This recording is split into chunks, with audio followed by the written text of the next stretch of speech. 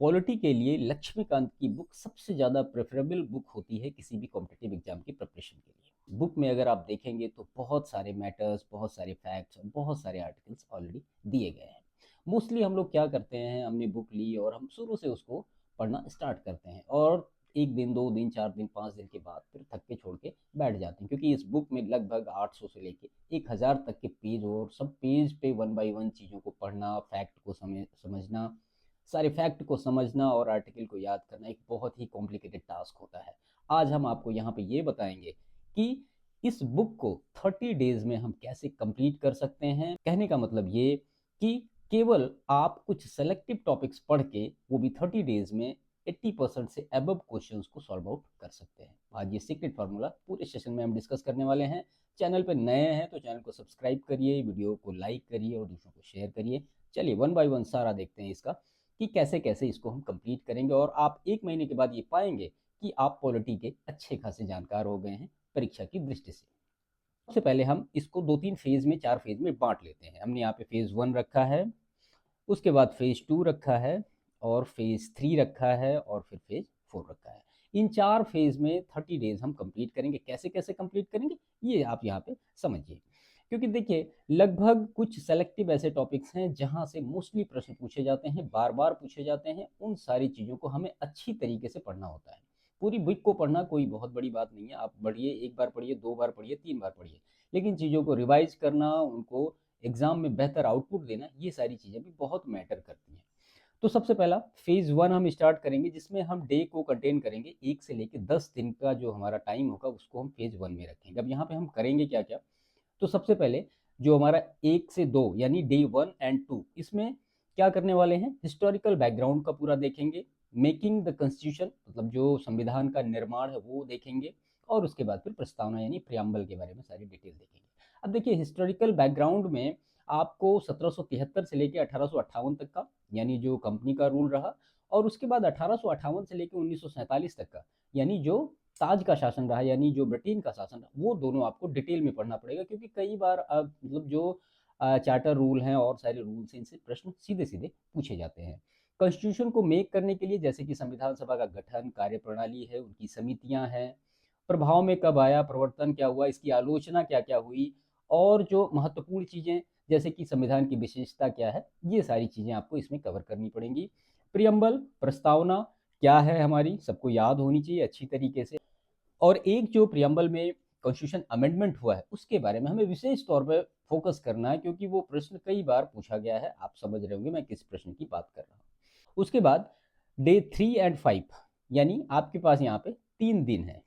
ठीक है, 3, 4, 5, 3 दिन है, और इसमें आपको केवल और केवल क्या पढ़ना है, फंडामेंटल राइट। देखिए फंडामेंटल राइट बहुत इंपॉर्टेंट है। आप ये समझ लीजिए कि आर्टिकल 12 to 35 बहुत ही इंपॉर्टेंट है। प्रश्न हर बार लगभग इससे फंडामेंटल राइट से घुमा फिरा के इधर उधर पूछे जाते हैं। सारे आर्टिकल के बारे में आपको पढ़ना चाहिए, विशेष तौर पे अच्छी तरीके से जानकारी होनी चाहिए, कौन कौन से हमारे फंडामेंटल राइट हैं। उसके बाद फिर आर्टिकल 32 के बारे में विशेष तौर पे पढ़ना चाहिए। रिट जो इसमें होती है, जो जारी की जाती है, उसके बारे में। ये सारा सब कुछ आपको अच्छी तरीके से 3 दिन में कंप्लीट करना चाहिए। उसके बाद डे 6 to 7, यानी 2 दिन में आपको क्या करना है, डीपीएसपी यानी जो राज्य के नीति निर्देशक तत्व हैं, directive principle of state policies, and fundamental duty यानी मूल कर्तव्य, ये आप 2 दिन में इनको अच्छी तरीके से प्रिपेयर करिए। बेहतर तरीके से लक्ष्मीकांत की बुक से आप अच्छी तरीके से कर पाएंगे। उसके बाद 8वें दिन आपको अमेंडमेंट्स करने हैं, यानी अमेंडमेंट्स जो कॉन्स्टिट्यूशन का हुआ, संविधान संशोधन की जो प्रक्रिया है वो क्या है, कितने प्रकार के होते हैं, संविधान जो संशोधन हुआ उसकी आलोचना क्या क्या दी गई है, वो सारी चीज़ें आपको 1 दिन में यहाँ पे कंप्लीट करनी है। उसके बाद जो आपके पास लास्ट 2 दिन बचे, 9 और 10, यानी 2 दिन यहाँ पे बचे। अब इनका आपको रिवीजन यहाँ पे करना है, जो आपने डे 1 से लेकर के डे 8 तक का पूरा फॉलो किया है। अगर आपको इसमें लगता है कोई भी चीज़ में हमारा जो वीक है सेक्शन, जिसको हमें प्रिपेयर करना है, या आर्टिकल के बारे में या कंसेप्ट के बारे में, तो वो आप 2 दिनों में इनको अच्छी तरीके से प्रिपेयर कर लीजिए। तो ये आप इतना कर लेंगे तो 10 दिन में आपका एक फेज कंप्लीट हो जाएगा, और ये सारी चीज़ें आप देखेंगे कि आप इनको तैयार कर पाए। ठीक है, इसके बाद स्टार्ट होता है फेज 2 हमारा, जो कि 10 दिनों का होगा, 11 से लेके 20 डेज तक का। और इसमें जो हम स्टडी करेंगे, वो हमारी स्टडी कैसी होगी, वो तुलनात्मक अध्ययन होगा, यानी कॉम्परेटिव स्टडी होगी। अब कॉम्परेटिव स्टडी की यहाँ पे जरूरत क्या होगी, मोस्टली जो एस्पिरेंट है फॉलो करते हैं वो प्रेसिडेंट को अलग पढ़ रहे हैं, गवर्नर को अलग पढ़ रहे हैं। यानी प्रेसिडेंट को एक दिन पढ़ा, फिर उसके बाद गवर्नर को एक दिन पढ़ा, तो दोनों चीज़ों में हमें बड़ी मेहनत करनी पड़ती है याद करने के लिए। ऐसे आपको यहाँ पे क्या करना है, आप डे 11 to 13 प्रेसिडेंट और गवर्नर दोनों को साथ साथ पढ़िए। जैसे प्रेसिडेंट का निर्वाचन है, उसके साथ साथ आप गवर्नर के निर्वाचन को पढ़िए। उनकी जो शपथ है, शर्तें हैं, अहर्ताएं हैं, सेम ऐसे गवर्नर का देखिए। पदावधि के बारे में देखिए, इम्पीचमेंट के बारे में देखिए, पद रिक्तता के बारे में, दोनों का देखिए। अगर आपको कंफ्यूजन हो रहा तो आप एक टेबल बनाइए और एक में लिखिए प्रेसिडेंट और एक में गवर्नर। ठीक है, जो इंपॉर्टेंट चीजें हैं दोनों पार्ट में लिखते जाइए। एक पेज में आप देखेंगे, इनको रिवीजन करना भी आसान होगा और कंफ्यूजन बहुत ज्यादा इसमें नहीं होगा। चीजों को जब चाहे आप रिवाइज कर सकते हैं और दोनों चीजें आपकी बेहतर तरीके से तैयार होंगी। इसीलिए ये जो सेगमेंट है यानी फेज 2 वाला जो है पार्ट, इसमें आपको हमेशा कॉम्परेटिव स्टडी करनी चाहिए। तो प्रेसिडेंट गवर्नर को इस तरह से आप कंपैरेटिव स्टडी के साथ साथ पढ़िए। आर्टिकल भी आपको एक जगह से मिलेंगे, दोनों लगभग सेम इधर उधर मिलते चले जाएंगे। ठीक है, इसके बाद फिर आपको पार्लियामेंट और स्टेट लेजिस्लेचर, इन दोनों के बारे में सही से पढ़ना है। तो पार्लियामेंट जो है एक काफ़ी बड़ा टॉपिक है और इसमें बहुत सारी चीज़ें दी गई हैं, जैसे कि संसद का गठन हुआ। ऐसे ही स्टेट लेजिस्लेचर में आप जाइए, इसमें भी आप एक टेबल बनाइए, चीज़ों को एक पेज में कंसाइज करके लिख लीजिए कि चीज़ें आपको बेहतर तरीके से रिवाइज करने में आसानी हो, कन्फ्यूजन क्रिएट ना होने पर। ठीक है भाई, यहाँ भी 2 हाउस है और स्टेट लेजिस्लेचर में भी अधिकतर जगह 2 हाउस है। ठीक है, तो दोनों के बारे में आप अच्छी तरीके से कंप्लीट करिए। अब उसमें आपको बहुत सारी चीज़ें मिल जाएंगी, इसी में आ जाएगा बजट। ठीक है, तो पार्लियामेंट का बजट और जो स्टेट का बजट होता है वो दोनों चीज़ें आ जाएंगी, उनकी जो क्रियाएं हैं वो क्या क्या होती हैं। मतलब जो चीज़ें मोस्टली यहाँ पार्लियामेंट में है वही चीज़ें यहाँ स्टेट लेजिस्लेचर में भी है, बस आर्टिकल का डिफरेंस होगा, थोड़ी बहुत और चीज़ें जो कंसेप्ट में अंतर होगा, और ज़्यादा कुछ नहीं है। तो इसीलिए इन दोनों को भी आप कंपेरेटिव तरीके से पढ़ेंगे तो चीज़ें बेहतर तरीके से समझ में आएंगी और कन्फ्यूजन आपको कभी नहीं होगा। आप 2 4 10 दिन बाद जब इस पेज को उठाएंगे, ये दोनों पेज मान लिया आपको फिर से रिवाइज करना है, तो चीज़ें आपको आसानी से रिवाइज हो जाएंगी। इसके बाद 17 और 18 डे जो बचेगा, इसमें आप प्राइम मिनिस्टर आप देखेंगे और उसके बाद फिर चीफ मिनिस्टर। यानी प्राइम मिनिस्टर के साथ साथ उनके जो काउंसिल ऑफ मिनिस्टर यूनियन के होते हैं, और ऐसे ही चीफ मिनिस्टर के साथ काउंसिल ऑफ मिनिस्टर जो स्टेट के होते हैं, उनके बारे में भी आप बेहतर तरीके से यहाँ पे करिए। दोनों चीज़ें कंपेरेटिव करिए भाई। 73 74 163 164 इस तरह से साथ साथ चलते रहेंगे, टेबल में डेटा रहेगा। कभी भी आपको रिवाइज करना होगा, सिंपली आप 10 मिनट में चीज़ों को रिवाइज कर सकते हैं। एक बार करने के बाद फिर दोबारा आपको इतना समय इस पर नहीं देना पड़ेगा। ठीक है, उसके बाद फिर डे 19 to 20 यानी इन 2 दिनों में आप क्या करेंगे, आप सुप्रीम कोर्ट और हाई कोर्ट के बारे में अच्छी तरीके से पढ़ेंगे। अब सुप्रीम कोर्ट यानी इसका गठन कब हुआ, स्थान, जो फ्रीडम है, स्वतंत्रता की बात इसमें, और जो शक्तियां हैं, क्षेत्राधिकार है, ऐसे ही सेम टू बिल्कुल line by line high court के बारे में। यानी जो आप चीज़ें सुप्रीम कोर्ट के बारे में पढ़ रहे हैं वही चीज़ें आप हाई कोर्ट के बारे में भी पढ़ते रहिए, एक टेबल में चीज़ों को रखिए। तो फेज 2 आपका इस तरह से 10 दिन में कंप्लीट हो जाएगा। हाँ, इतना याद रखिएगा, फेज 2 को जब भी आप पढ़ें तो टेबल का यूज करके ही पढ़ें, कन्फ्यूजन आपको कभी नहीं होगा इससे। ठीक है, ऐसा नहीं है कि आप कुछ भूल पाएंगे। अगर आप भूलें तो आपने तुरंत पेज निकाल के उसको रिवाइज करना शुरू कर दिया, तो दोनों चीज़ें ऑटोमेटिक क्लियर रहेंगी। तो यहाँ पे फेज 2 आपका 20 डेज में कंप्लीट हो जाएगा। इसके बाद हम फेज 3 में आएंगे, जो कि हमारा होगा कितने दिनों का, 5 दिनों का। और यहाँ पे कुछ कॉन्स्टिट्यूशनल और जो नॉन कॉन्स्टिट्यूशनल बॉडीज हैं इनके बारे में हम अच्छी तरीके से पढ़ेंगे। ठीक है, देखिए कॉन्स्टिट्यूशनल और नॉन कॉन्स्टिट्यूशनल बॉडी की जो डेफिनेशन होगी ये आप अपने फेज 1 में ही खत्म कर लेंगे, क्योंकि वहीं पे आप जो कॉन्स्टिट्यूशन का फीचर्स है और जो सारी चीज़ें हैं वो अच्छी तरीके से पढ़ेंगे। अब इसमें डे 21 22 यानी 2 दिनों में आप क्या क्या पढ़ेंगे, एक तो निर्वाचन आयोग के बारे में आपको पढ़ना है। तो निर्वाचन आयोग की संरचना कैसी है, स्वतंत्रता, उनके शक्ति और कार्य, ये खत्म हो। निर्वाचन आयोग यहीं पे कुछ आर्टिकल 2 3 है, जो 2 3 आर्टिकल में 18 ईयर टू 21 ईयर इस तरह से जो अमेंड हुए उनको अच्छी तरीके से पढ़ लीजिएगा। उसके बाद फिर संघ लोक सेवा आयोग, जाहिर सी बात है संरचना क्या है, स्वतंत्रता, कार्य, सीमाएं, ये सारी चीज़ें आपको इसमें पढ़नी है। उसके बाद फिर वित्त आयोग है, फाइनेंस कमीशन। अब फाइनेंस कमीशन की भी सेम चीज़ें पढ़नी है आपको, संरचना, कार्य, सलाहकारी भूमिका और नियुक्ति आयोग, ये सारी चीज़ें आपको 2 दिनों में कंप्लीट करनी है।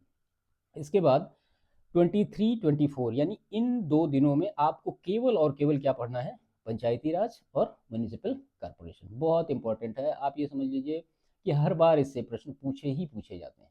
तो इनको 2 दिनों में आप अच्छी तरीके से कंप्लीट करिए। यानी एक दिन में पंचायती राज पढ़ डालिए और एक दिन में म्यूनिसिपल कॉर्पोरेशन पढ़ लीजिए। दोनों के जो आर्टिकल है कई बार पूछे गए हैं, मतलब जैसे इस तरह से पूछे जाते हैं इनका डेवलपमेंट कैसा हुआ। बहुत सारी कमेटी बनी 1957 से लेकर के, है ना, जिसमें बलवंत राय मेहता, अशोक मेहता है, जीवीके, इस तरह से जो अलग अलग कमेटी बनी। बाद में 1992 में 73-74 कॉन्स्टिट्यूशन अमेंडमेंट हुआ, जो कि एक माइलस्टोन है इसके लिए। तो वो जो इस तरह से रिलेट करके चीज़ें हैं, वो आपको पंचायती राज और म्यूनिसिपल कॉर्पोरेशन में 2 दिनों में अच्छी तरीके से कंप्लीट करनी है। उसके बाद 25वें दिन आपको नीति आयोग के बारे में पढ़ना है। फिर जो नेशनल ह्यूमन राइट कमीशन है, यानी जो मानवाधिकार आयोग, उसके बारे में, और लोकपाल के बारे में। आप इन तीनों को 25वें दिन आप इनको कंप्लीट कर लीजिए। ठीक है, तो ये 25 दिन में आपका इतना सारा डेटा कंप्लीट हो गया। इसके बाद आप फेज 4 में आइए, और फेज 4 में आप क्या करिए, 2 दिनों में, यानी डेज 26, 27 और 28, यानी 3 दिन में आप यहाँ पे सबसे बड़ी चीज़, जो मोस्ट इंपॉर्टेंट आर्टिकल है, क्योंकि मोस्टली यूपीपीसीएस में या यूपी ट्रिपल एससी में और कहीं भी एग्जाम में अब जो है आर्टिकल डायरेक्ट पूछ लिए जाते हैं कि आर्टिकल भाई 13 किससे रिलेटेड है, आर्टिकल 1 to 6 किससे रिलेटेड है ना। स्टेट लेजिस्लेचर में कई आर्टिकल सीधे सीधे पूछे जाते हैं गवर्नर से रिलेट करके कि इस आर्टिकल का क्या मतलब होता है। तो जो मोस्ट इंपॉर्टेंट आर्टिकल्स हैं उनकी आप एक लिस्ट बनाइए अच्छी खासी, और उनको रिवाइज करना शुरू कर दीजिए। उसके बाद आपके पास जो लास्ट के 2 दिन 29-30 डेज का ये बचा, इसमें आप लास्ट 5 ईयर के पॉलिटी के जो क्वेश्चन पूछे गए हैं, अब वो यूपीपीसीएस ले लीजिए, एपीपीसीएस ले लीजिए, बीपीएससी ले लीजिए, कहीं भी ले लीजिए, उनको आप सॉल्व कर जाइए। और सॉल्व करते समय आप ये जरूर नोट करिए कि किस प्रश्न में आपको दिक्कत हो रही है।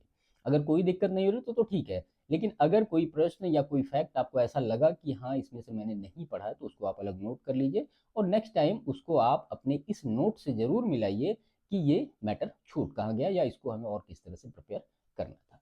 ठीक है, तो देखिए एम लक्ष्मीकांत की बुक को अगर आप इस तरह से करेंगे तो 1 महीने में आपकी पॉलिटी अच्छी खासी कंप्लीट हो जाएगी, और मुझे लगता है 70-80% क्वेश्चन आप किसी भी एग्जाम के फॉलो कर सकते हैं, यूपीएससी को छोड़ के। ठीक है, इस तरह से आप बेहतर तरीके से चीज़ों को फॉलो अप कर सकते हैं। तो एम लक्ष्मीकांत को इस तरह से कंप्लीट करिए, एक अच्छी स्ट्रैटेजी के साथ कंप्लीट करिए। देखिए ज़्यादा बोरिंग नहीं होगा। मोस्टली हम लोग बुक तो उठाते हैं, 2 दिन 4 दिन 5 दिन पढ़ा, फिर बाद में थोड़ा सा इधर उधर हुआ, और फाइनली उसको हमने बिना पूरा किए छोड़ दिया। तो ये सबसे बड़ी प्रॉब्लम होती है किसी भी बुक को ना पढ़ने की। और किस तरह से कौन कौन सी चीज़ें पढ़नी है ये भी इंपॉर्टेंट होता है, क्योंकि लक्ष्मीकांत को अगर आप पेज बाई पेज पढ़ने लगे तो निश्चित तौर पे आप ख़त्म नहीं कर पाएंगे उसको। ठीक है, तो इसी वजह से ये सेलेक्टिव स्टडी करिए, और 30 डेज में पूरी जो पॉलिटी है उसको बेहतर बनाइए। एग्जामिनेशन पॉइंट ऑफ व्यू की बात मैं कर रहा हूँ, बाकी नॉलेज की तो बात अलग है। हमें एग्जाम क्वालिफाई करना है, तो इन 30 डेज में आप इस तरह से चीज़ों को लेके चलिए, आपकी जो पॉलिटी होगी वो बेहतर होगी, और आप देखेंगे कि एग्जामिनेशन में आपका जो आउटपुट होगा वो बेहतर बना रहेगा। वीडियो कैसा लगा इसके बारे में ज़रूर कमेंट करिएगा, और वीडियो को शेयर करिएगा, और चैनल पर नए हैं तो सब्सक्राइब करिए। बाकी मिलते हैं नेक्स्ट सेशन में, तब तक के लिए थैंक यू।